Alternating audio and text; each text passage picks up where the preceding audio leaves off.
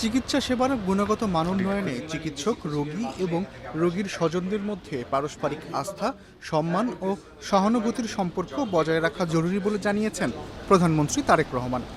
এই তিনের মধ্যে পারস্পরিক আস্থা এবং সম্মানের পরিবর্তে চিকিৎসকরা যদি নিরাপত্তাহীনতা অনুভব করেন কিংবা রোগী এবং রোগীর স্বজনরা যদি চিকিৎসকদের উপরে বিশ্বাস এবং মর্যাদা সম্পর্ক অনুভব না করেন, তাহলে আমরা যতই হাসপাতালের অবকাঠামোগত উন্নয়ন করি, চিকিৎসার জন্য বিদেশ বিমুখতা বন্ধ করা যাবে না।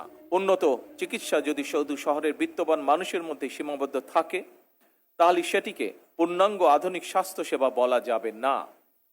সুতরাং প্রত্যন্ত অঞ্চলের মানুষ, দরিদ্র জনগোষ্ঠী এবং প্রান্তিক মানুষের কাছে সাশ্রয়ী ও মানসম্মত চিকিৎসা পৌঁছে দেওয়ার লক্ষ্যে বর্তমান সরকার বিভিন্ন পদক্ষেপ গ্রহণ করছে। আধুনিক স্বাস্থ্য ব্যবস্থা প্রযুক্তি ও মানবিকতার সংমিশ্রণ বলে উল্লেখ করেন প্রধানমন্ত্রী। এ সময় চিকিৎসকদের মানবিক আচরণের উপর জোর দেন তিনি।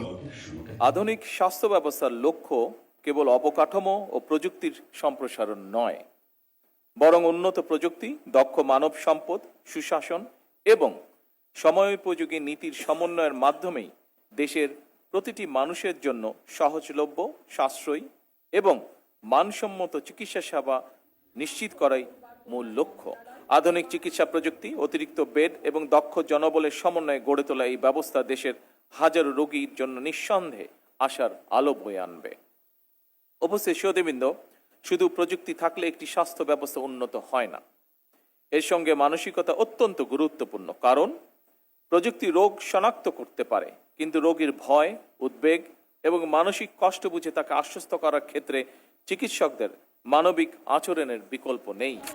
15 আগস্ট শনিবার সকালে রাজধানীর শেরেবাংলা নগরে 500 শয্যা বিশিষ্ট national institute of neuro sciences and হাসপাতালের নবনির্মিত 15 তলা নিউরোসায়েন্স ভবন 2-এর উদ্বোধন শেষে প্রধানমন্ত্রী একথা বলেন।